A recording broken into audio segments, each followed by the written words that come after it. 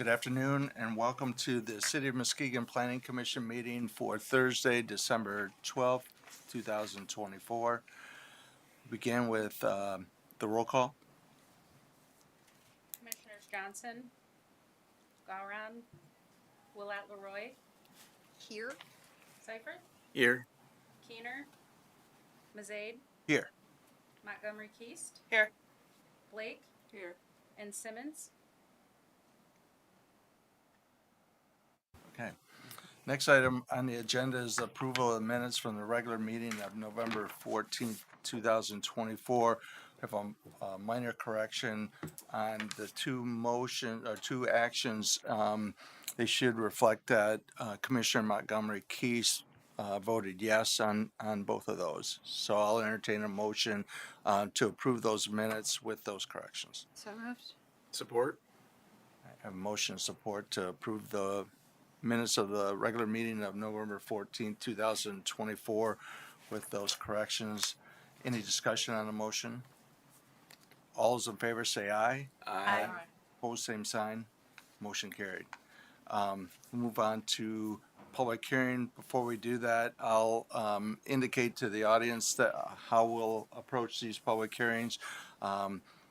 What we'll do is the city staff will give a report, and then the planning commission members can ask questions or make comments. After that, if there's a petitioner, or we'll allow them to make comments, and we'll open up to the public on both in person and online.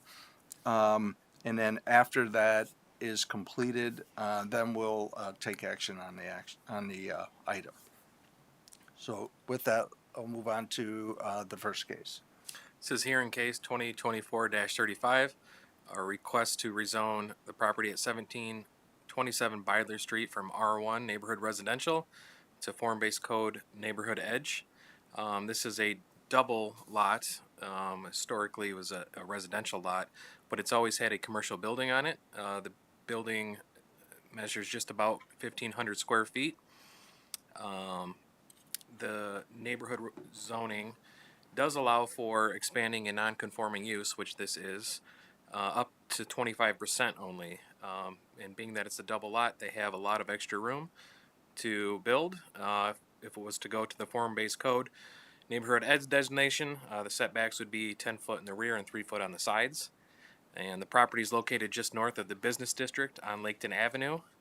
And if you look at some of the pictures just across the street and just to the south, these are all similar buildings that are mixed use and what I would consider probably improperly zoned. We actually have a couple that are a little further south, closer to Laketon, which are also zoned residential, and we've given special use permits to allow for multifamily housing and commercial units. So staff would really like to see, we are supportive of this rezoning, and we'd actually like to see some of these other properties take this step too. If this is successful, we would like to contact these business owners and hold a focus group and talk about their options, and maybe extending the business district a little to the north from Laketon. So we also have some handouts in front of you because we may have some questions about if this is a spot zone. We don't believe this is a spot zone. The MSU extension has created a pretty good definition of a spot zone, even though one doesn't really exist. So we have 4 criteria, and we can talk a little bit about how they meet and don't meet some of these, but it's staff's recommendation that this would not be considered a spot zone and that we would be in favor of the rezoning. And we did notify everybody within 300 feet of the property and have not heard anything from the public. Okay. Any questions for Mike? And we have a applicant for this, Yes. right? Okay. Is the applicant here? Yes. Okay. Would the applicant like to speak? If you would, please come to the microphone and state your name for the record and tell us what you'd like to tell us. Bill Grimm. I just want to put a garage out there that I can store tools and stuff in, do a little work maintenance and trucks, and It's a lot of vacant property that doesn't need to be. Can be used for a lot of good things instead of cutting the grass every week. Any questions for Mr. Grimm? Yeah, I just wanted to ask about the garage. If you're talking about storing things outside, to keep it nice looking, we talking fence potential and all that. I believe the building's going to be quite large, so everything should be stored inside, to my Oh. knowledge. But that would be a requirement Okay, if it was stored outside. it's good to know. Thank you. Any other questions for Mr. Grimm? All right, thank you. Okay. So you can be seated if you like. Okay, that's it. Did you want to say something else? Mike? Yeah, I also just forgot to mention, we also have a handout here from the recently approved master plan. This is from the economic development section, and bullet point E 2.5 talks about this. This is another reason why we would not consider it a spot zone, is because it's in alignment with the master plan. And the second paragraph really kind of speaks to this issue about how zoning regulations should encourage the reutilization of existing buildings through expanding their footprints and increasing permitted uses. Currently, inappropriate zoning designations have led to vacant or underutilized commercial and industrial buildings located away from traditional neighborhood corridors and the interior of the neighborhoods. So that is something we definitely was a major focus on the master plan, is getting some of these historically commercial properties back to use. Okay. All right. So if there aren't any other questions, this is time for a public hearing. If there's anybody in the audience that'd like to address this matter, they can do so. Doesn't appear there's anybody that is here that wants to. So let's allow the viewing public an opportunity. If you'd like to address this issue, please call 231-724-6721. State your name for the record, and you have 3 minutes to comment.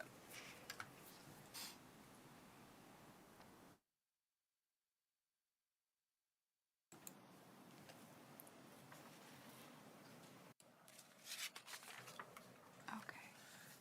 Anybody, Sarah? Okay, so I'll entertain a motion to close the public hearing. So moved. Support. Motion to support the, motion and support to close the public hearing. Any discussion on that motion? All those in favor say aye. Aye. Opposed, same sign. Before we move on to taking action on this subject matter, the city manager would like to address this issue. So as the planning staff pointed out, the MSU extension has 4 criteria that should be considered when looking at if something is a spot zone or not. Just for anyone watching at home and for the record, and Sarah will request that these 4 questions be in the minutes. It does say that the circumstances in question must satisfy the following 4 criteria. So it's not one of the 4 or a combination thereof, it's the 4. The area is small compared to the district surrounding it, the parcel in question, that is. So in this instance, I think that one would be met just by virtue of looking at the map. However, the other 3 would appear not to have been met based on some of the explanation given by staff. The new district allows for land use inconsistent with those allowed in the vicinity. As staff has pointed out in the memo with the photos and pointed out on the map, there are similar uses directly across the street and down the block, so this is not inconsistent with what's in the vicinity. This spot zone will be conferring a special benefit on the individual property owner not commonly enjoyed by owners of similar properties. That would not be the case here. Similar properties would have the same option as do adjacent properties. And the existing spot zone conflicts with the policies in the text of the master plan and future land use map. As the planning director pointed out, this is consistent with the master plan. So for those reasons, this would not, in my opinion, be a spot zone. Right, so now we'll consider a motion on this request. You get it. I Okay. move that the request to rezone 1727 Beidler Street for neighborhood residential to form-based code, neighborhood edge, to be recommended for approval to the city commission. Have a motion, do I have support? Support. Have a motion and support to approve or to recommend approval of the zoning change request. Any discussion? I think I did have one question for Yep. the applicant. Do you anticipate that there's going to be additional traffic with the additional storage? Are you planning to store vehicles that will be coming and going at this time? No more. Just stop, pick up tool and leave. Thank you. Now, further discussion, roll call, please. Oh, all right, As part of the four criteria? Yep. Should that be part of the motion? No, it should just be part of the discussion. Discussion part? Yeah, just so that it's in the minutes. Yeah, and then that should be translated onto the commission packet. thank you. Thanks. Roll call, please. Commissioner Simmons, oh, I'm sorry, skip. Commissioner Blake, Yes. Montgomery Keast, Yes. Mazade, Yes. Seifert, Yes. Willett Leroy, Yes. Motion carries, and then this will go to the city commission for approval. All right. We don't have anything else, right? No, Do you want to tell us anything, Mike? Sure. I did forget to put the public comment section on, but I just amended the document, so it will be on there moving forward. Okay.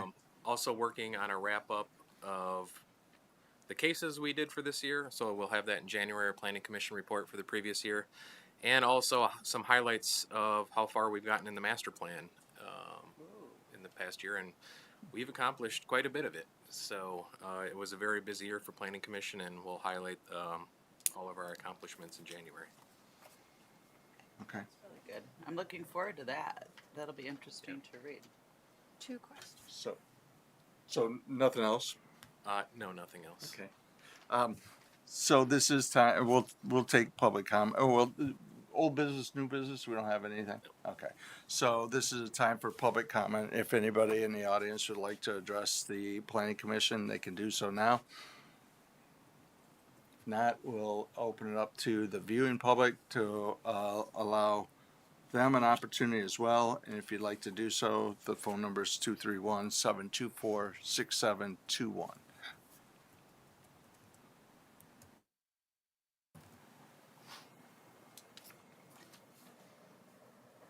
No? All right, well, in case we do get a call, we'll address it. But in the meantime, there's one thing, coming in.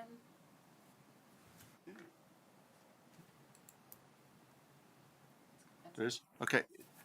Caller, are you there? Yes, I am. Could you state your name for the record, and then you have 3 minutes to address the planning commission? Yeah, my name is Jamal Dawson. I am I grew up here. My family is from here. But I particularly just recently moved back here, and just in my short time, myself, my wife, and our 2-year-old son, we've been here for just a short period of time, well, raising him at least from Grand Rapids. And I guess what can come to my mind and just a free thought is, in my personal opinion, just Muskegon feels a little bit underwhelming, particularly when it comes to providing spaces for children to grow, learn, and develop outside of daycares and schools. It just feels kind of like on slower days or rainy or during rainy and snowy weather, the options seem limited to small libraries, a single jump center, and a rundown mall play area that could use significant improvements. And that doesn't go toward, go shy away from the parks that are for the summer. I think those are incredible and great. I just think when it comes to, those snowier and days like this, it just can become a little bit underwhelming because you only have like spaces like the library being one, the mall again. It just seems like there could be more improvement and more attention in that space. Okay, thank you. Thank you. Anything else, Sarah? Anybody else? Okay. Before we leave, we have, today, I think it'll be in January or February that we elect officers for the planning commission.